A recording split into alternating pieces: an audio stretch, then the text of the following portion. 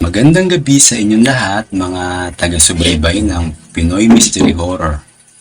Ako si Tito Val at handa na ba kayo para sa isang nakakatakot na kwento? Halinang makinig at ihanda ang inyong sarili sa isang gabing puno ng kababalaghan, kaya't simulan na natin. Sa tahimik na kalye ng Sampaloc, Maynila, nakatayo ang isang bahay na hinayaan na lamang ng panahon, ang Bahay 13. Sa unang tingin, tila isa lamang itong ordinaryong lumang bahay, pero para sa mga taga roon, isa itong lugar ng katatakutan at misteryo. Itinayo ito noong dekada 50s, panahon kung kailan ang Sampaloc ay isa sa pinaka-prominenteng lugar sa Maynila. Mayroon itong makalumang disenyo na may malalaking bintana, mataas na kisame at mga magagandang ukit sa kahoy. Unang nanirahan dito ay ang pamilyang kilala sa komunidad bilang mga masayahin at maunlad. Isang araw, ang bahay ay bigla na lamang nawalan ng sigla sa hindi malamang dahilan.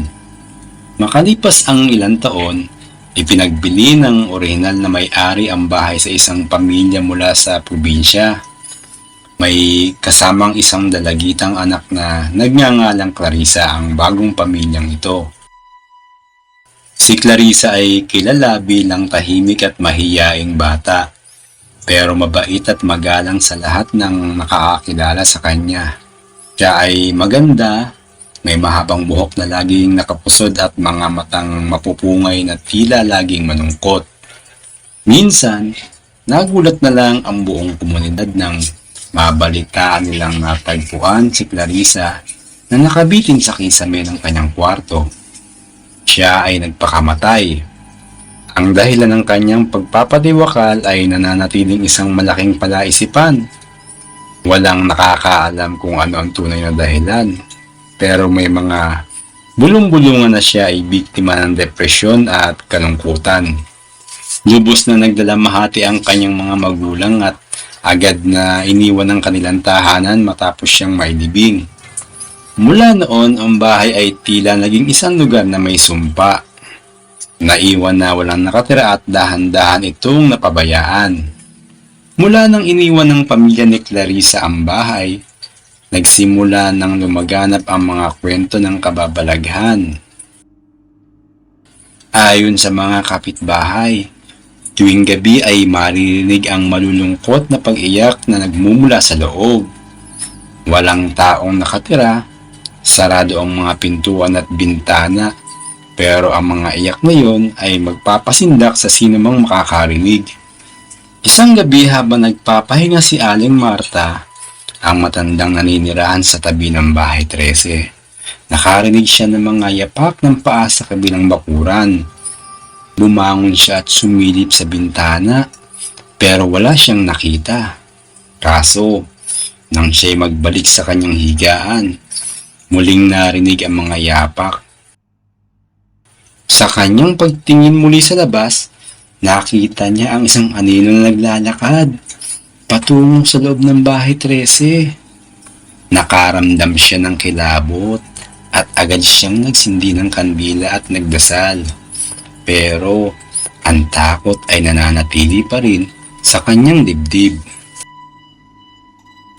Si Mang Estong, ang bagong tagapagbantay ng barangay, ay tinalaga sa kanilang lugar.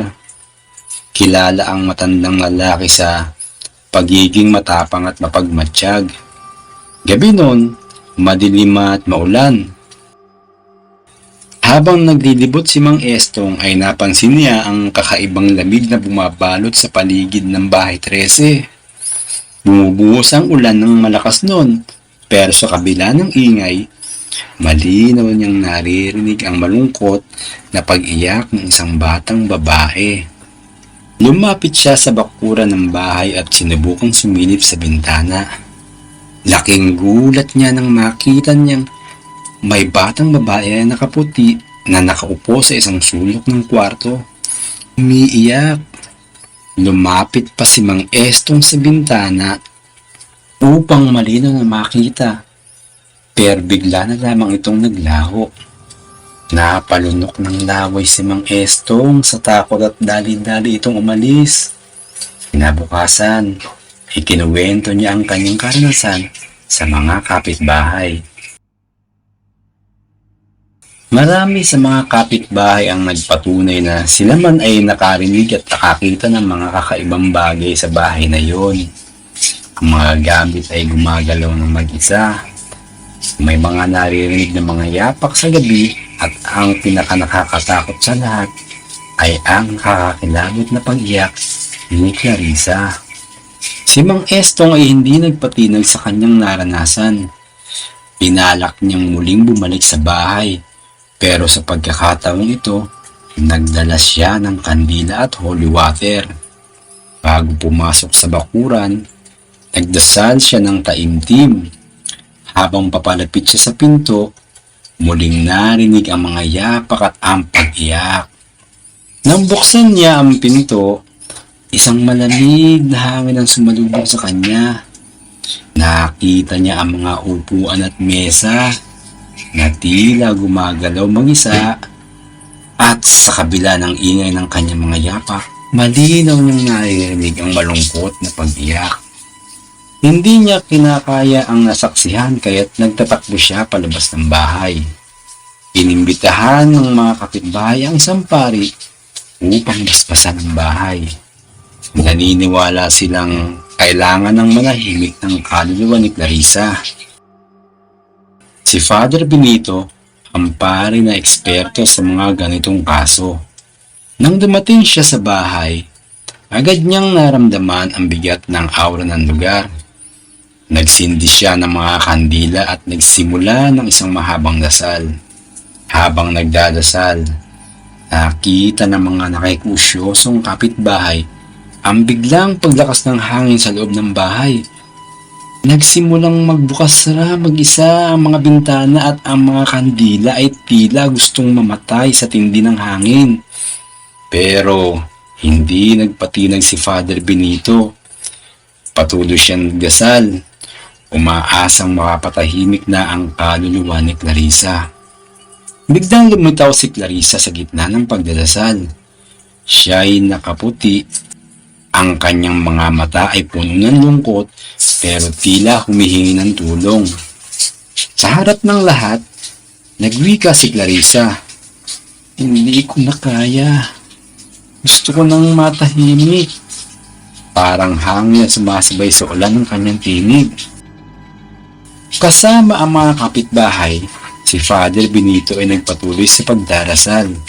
Umaasang matutulungan nila si Clarissa. Habang patuloy ang kanilang pagdarasal, dahang-dahang ngumiti at umaliwalas ang imahe ni Clarissa. At kalaunan ay naglaho ito sa dilim. Sa kanyang pagkawala, may malamig na hangin ang lumaan at kasabay nito ang biglang paghinto ng lahat ng ingay. Mula nang mabasbasan ang bahay 13, ang mga kakaibang nangyayari ay unti-unti nang nawala. Hindi na narinig ang mga yapak at pag-iyak at ang mga gamit ay nanatiling tahimik at maayos. Nagsimulang magkaroon ng bagong sigla ang bahay na dati kinatatakutan. Bagaman wala pa rin nangahas na tumira dito, naging simbolo ito ng pag-asa para sa mga taga-Sampaloc. Nagpapaalala na kahit gaano katindi ang takot at kalungkutan, ay laging may pag-asa na ang bawat kaluluwa ay maaaring makahanap ng kapayapaan. Nananatili sa isip ng bawat tao ang mga alaala ng trahedya ni Clarissa. Naging bahagi ng alamat ng Sampaloc, isang tahimik pero malagim na paalaala ng kaluluwang hindi matahimik at ng kwentong hindi malilimutan na nagpasalin-salin sa bawat henerasyon. Sana'y nagustuhan ninyo ang kwentong ito. Manatiling ligtas at huwag kalimutang magdasal bago matulog. Ako si Tito Val ng Pinoy Mystery Horror. Hanggang sa muli at mag-ingat kayo palagi.